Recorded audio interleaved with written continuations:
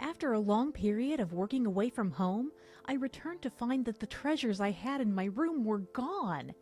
I couldn't believe it and searched for other things, but they were all missing. The only thing left was a broken safe. The Rolex watch that was inside had vanished without a trace. "It's wrong for you to buy such an expensive watch without telling me. The watch would be much happier used and not just kept in a safe," my husband said with a laugh, not even apologizing for taking the watch on his own. I had to tell him one truth. This watch, it's not mine. I'm Mary, a 32-year-old company employee. I work in sales at a major corporation, and I think I earn more than most in my age group. I enjoy my job and have been promoted, so I want to continue, but it's true that it comes with a lot of stress. My way of relieving stress is actually collecting teddy bears. And not just any teddy bears, but the ones from established teddy bear makers. It's hard to find and buy them, and our parents who know about my hobby have suggested more than once that I could get a good price if you sold them. I hated this interference so much that even after getting married, I decided to live in my husband's hometown. My husband, Joseph, is a company employee of the same age. We don't have children yet. He never complains about my hobby of collecting teddy bears and tolerates it. When we got married, Joseph's job was so demanding with lots of overtime, so we decided to rent an apartment in his hometown. We talked about moving if the apartment got too small, but with his busy schedule and the hassle of moving, we ended up staying here. "Mary, your stuffed animals have increased quite a bit." "Yes, they have, but that doesn't mean I can sell them. And I don't want to take them to my parents' house. They'll just tell me to sell them again." Joseph, who usually says nothing about my hobby, brought up this unusual topic. "About that, do you remember my friend Stephen?" "Stephen, the one who came to our wedding?"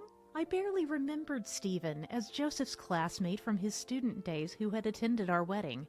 "Yeah, that's Stephen. Turns out he runs a storage facility nearby. How about we store them there? He says he can give us a bit of a discount." "Really? Then let's ask him to do that." The discussion was settled, and I decided to store my teddy bears in a storage facility run by Joseph's friend. Sometime later, my company asked me to go to another state as the head of a new branch. I was happy about the promotion, but I also had to consider Joseph's job. After discussing with my company, it was agreed that instead of relocating, I would work away from home for a 2-year period. Initially, I made sure to return home once a month. However, as I got busier with my new job and we both got used to living apart, combined with the increasing travel costs, I gradually stopped going home. We still kept in touch via phone and text, but after a year, Joseph sometimes didn't respond, and our communication decreased. After 2 years of working away, my job was going well and my company wanted me to stay. But I couldn't live apart from Joseph forever. Thinking that he must be waiting for me, I explained the situation to my company and decided to return home.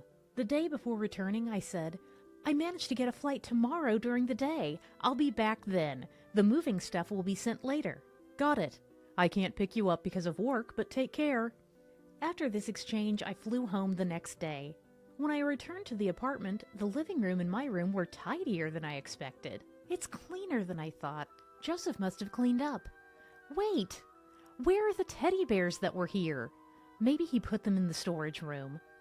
My favorite teddy bears that used to decorate my room were missing. I thought maybe Joseph, considering the dust they might gather over 2 years, had stored them in the storage room. So I decided to go there to retrieve them.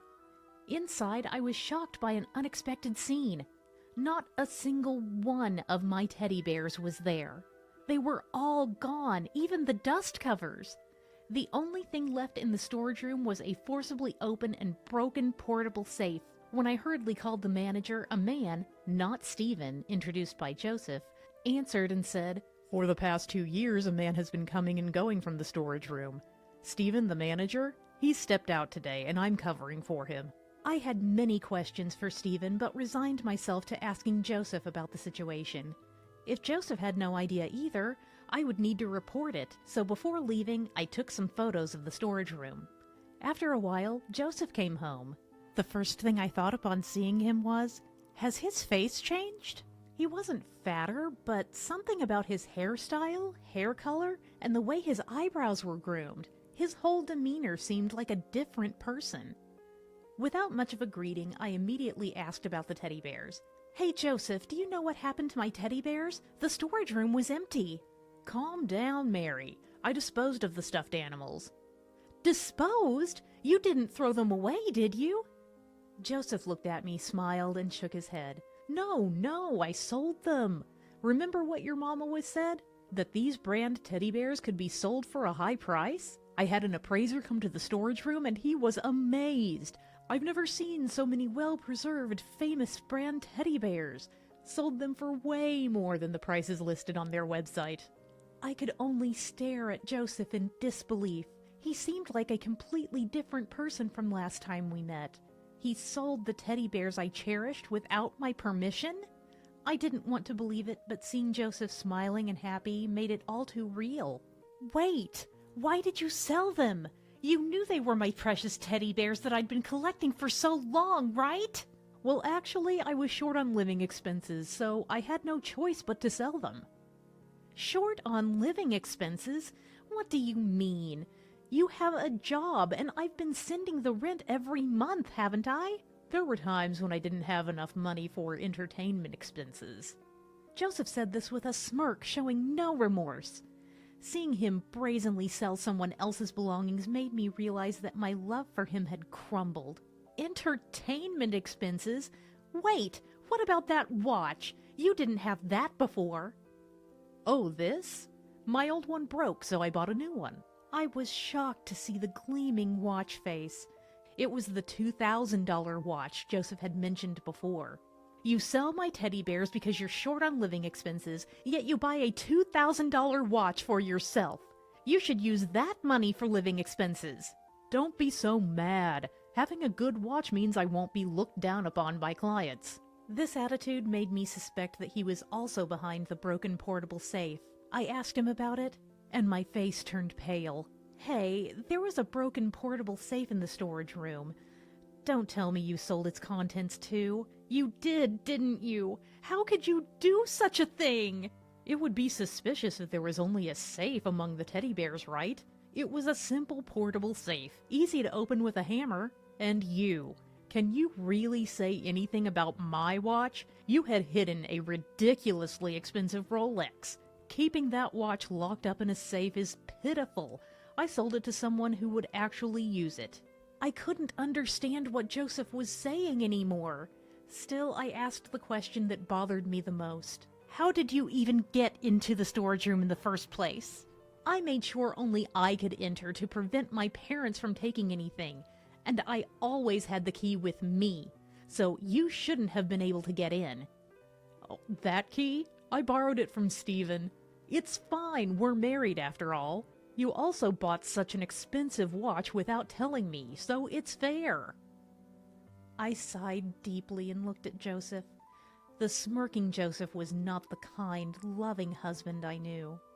Having suddenly acquired a large sum of money, Joseph's personality seemed to have changed completely. "I don't know where to start. That watch? It wasn't mine. It belonged to my close friend Dorothy. She was entrusted with it by her grandfather as an inheritance before going overseas. The watch Joseph had sold was a valuable heirloom given to my best friend Dorothy by her grandfather.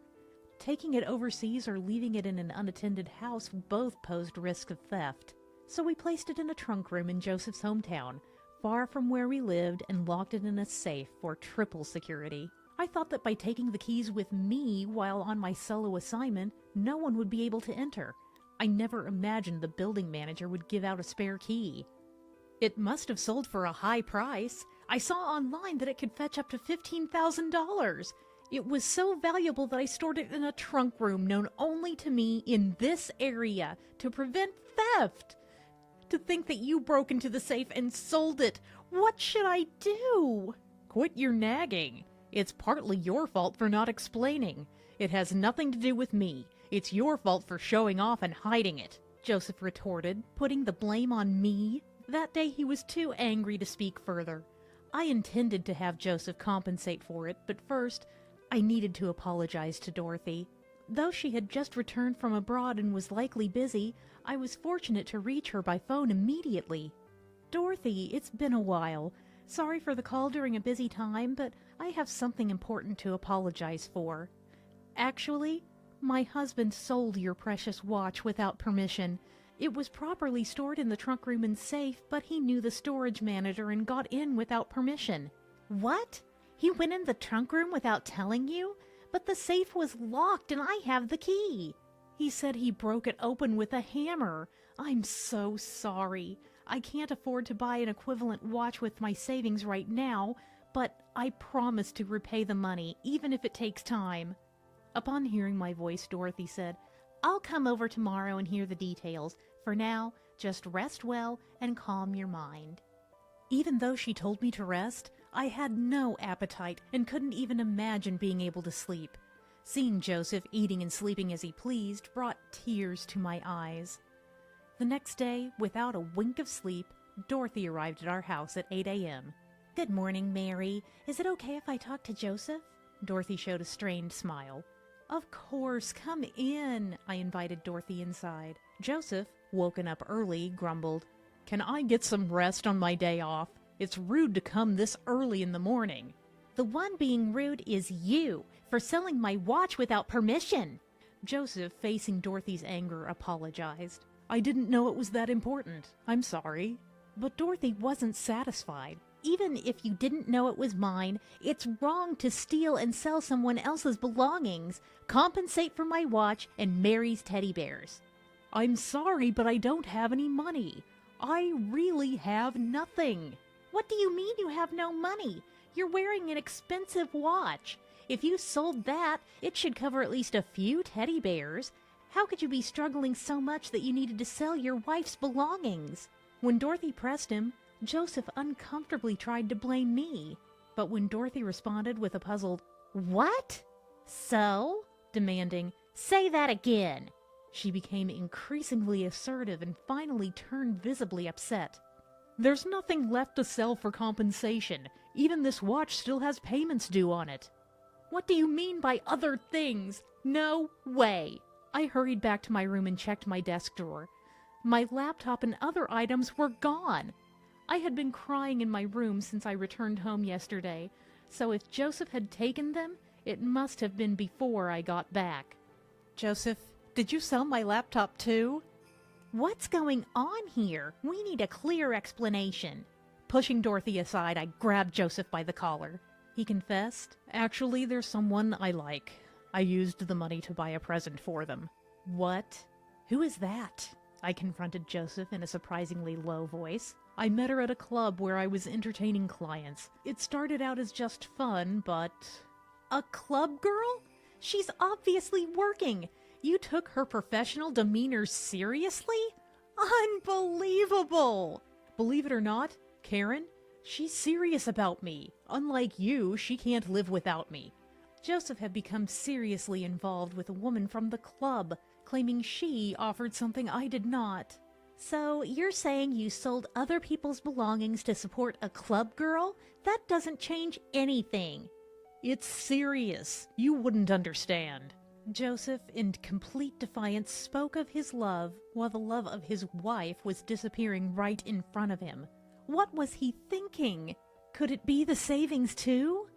I checked our account and found that the money we had saved together was gone too. I was too shocked to say anything, but then anger surged within me.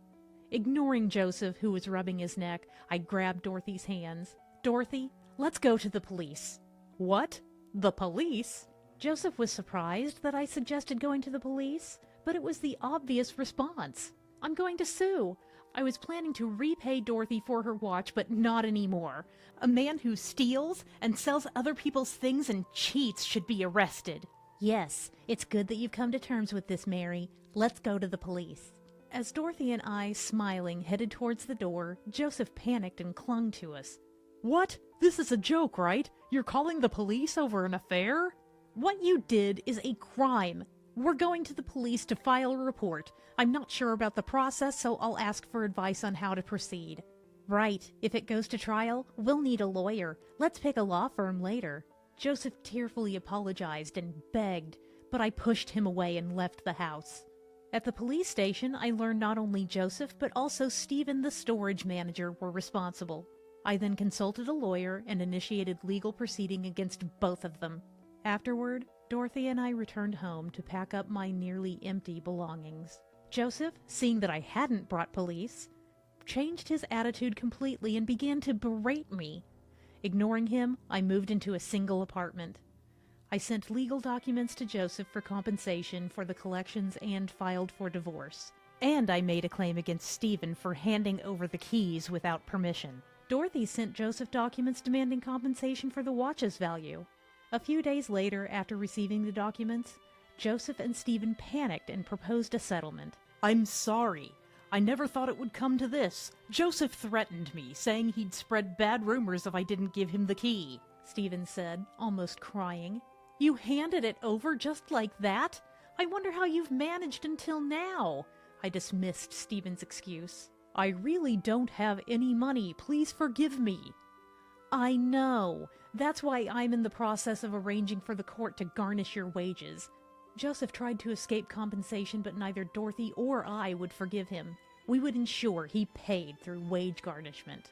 I gave Dorothy all of Joseph's contact information, including his parents' house and workplace, to prevent him from hiding or running away. There was a possibility he might quit his job and flee, but in that case, his parents would have to pay on his behalf. Joseph initially tried to borrow money from his parents, but they had already received my documents and refused to help. "Joseph, I never thought you'd be this foolish. We're cutting all ties with you. We have no money to lend you."